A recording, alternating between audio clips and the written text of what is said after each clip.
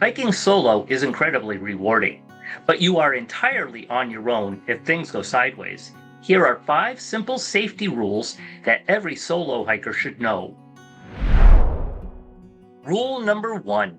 Leave a detailed trip plan with someone at home. Text a friend your exact route, where you parked, and what time to call for help if you aren't back. Rule number 2. Carry a satellite communicator. Cell service fails in the mountains, so a reliable SOS service is your ultimate safety net when you are completely alone. Rule number 3. Pack for an unexpected night in the woods. You don't have a partner to split gear with, so you must carry your own emergency shelter and extra layers.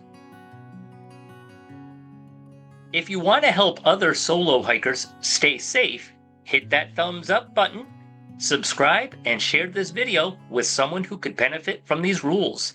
Now, let's get on to the final 2 rules. Rule number 4. Leave your ego at home and trust your gut. Without a partner to talk things over with, you have to be willing to turn around if the weather gets bad or you get into a spot where you're just not comfortable. I have a favorite saying. I don't remember who I stole it from, but it goes like this. The summit is optional, but getting back to the car safely is mandatory. The 5th and final rule. Hike within your ability level. Know your physical limits and don't attempt a trail that is too strenuous or technically difficult for you to handle.